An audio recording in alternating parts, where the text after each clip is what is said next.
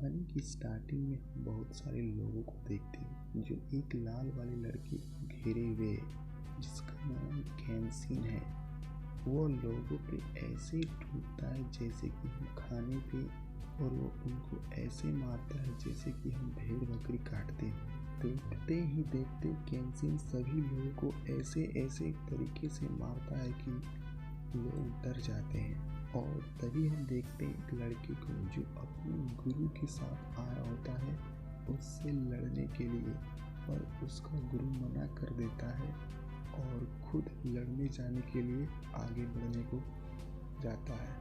और जैसे ही वो तलवार निकालता है, इसी के साथ मूवी का सीन यहीं पर कट हो जाता है। अब हम देखते हैं कैमियो को जो कैंसिन को हितोगिरी मित्साई कह के गलतफहमी में बुलाती है, उससे लड़ने लगती है। पर जैसे ही वो उस पर हमला करती है, वह डर के मारे पीछे जाता है और उसके सिर पे चोट लग जाती है, जिससे कैमियो उससे माफ़ी मांगती है। तो यह देखकर कैमियो भी उसे माफ़ कर देता है, पर तभी कैमियो जब उसकी तलवार निकाल के देखती है तो उसमें धार नहीं होता है। यह देखकर कैमियो फिर से उससे माफ़ी मांगती है और कहती है मुझे माफ़ कर दो इस गलती के लिए। पर कैंसिन उससे कुछ नहीं कहता और तभी पुलिस की साइलेंसर सुनकर कैमियो वहाँ से भाग जाती है। यह देखकर कैंसिन कहता है बदतमीज लड़की नहीं तो। और तभी हम देखते हैं पुलिस वालों को भेड़ बकरी की तरह कटते हुए, जिसे हितोगिरी मित्साई मार रहा होता है।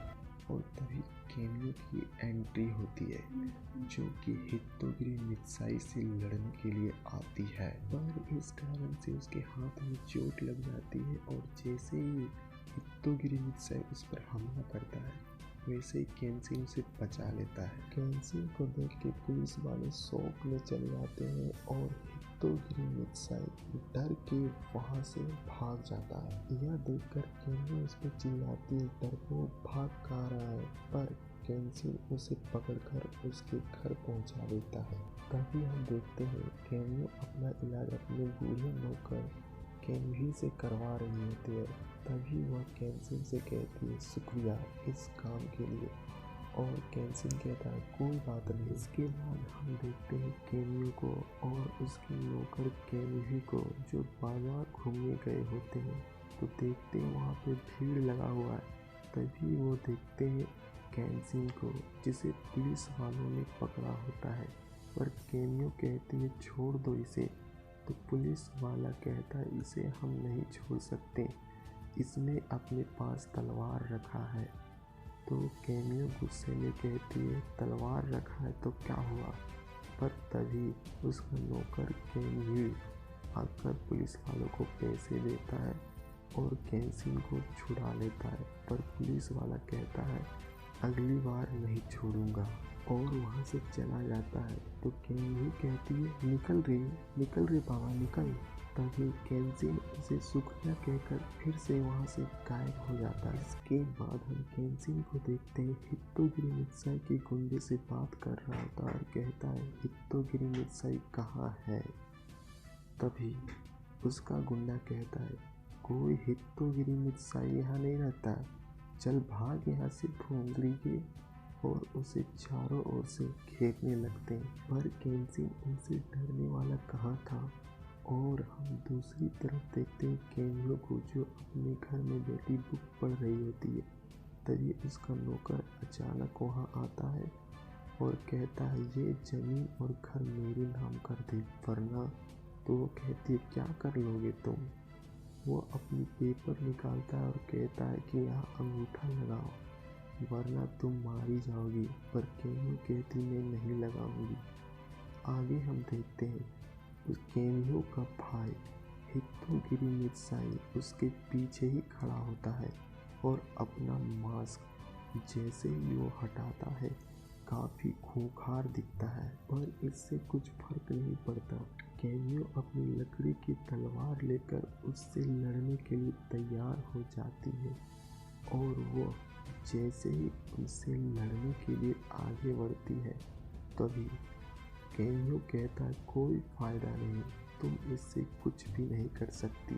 समझ गई ना। पर वो डरने वाली कहाँ थी। वो हमला जैसे ही करती है वैसे ही हितोगिरी मित्साई भी उस पर हमला करता है और इस कारण से हितोगिरी मित्साई उसकी तलवार को तोड़ देता है और केन्यो शौक में चली जाती है और हितोगिरी मित्साई उसे हाथों में उठाकर उससे ठप्पा लगवा लेता है और पेपर वो अपने पास रख लेता है और कहता है अब ये घर और जमीन मेरा है।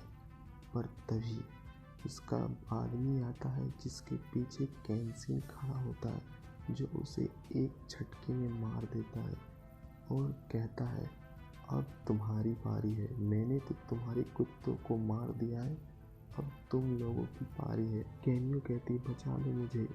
तो हितोगिरी मित्साई कहता ये नमूना बचाएगा तुम्हें, कोई नहीं, मैं इसे ऐसे ही मसल दूंगा। तो केन्सिन कहता है मसल के दिखाओ। उसी समय हम देखते हैं केन्सिन को चारों तरफ से हितोगिरी मित्साई के गुंडे घेर लेते हैं पर वो डरता नहीं है। वो अपनी तलवार को निकालता है और उनसे लड़ने के लिए तैयार हो जाता है और तभी मारो साले को। पर केन्सिन उनसे डरने वाला कहा था, उन्हें ऐसे काटने लगता है कि उनके बीच अफरा तफरी मचा देता है और वो एक बार में ही 10-12 बंदों को मार रहा था।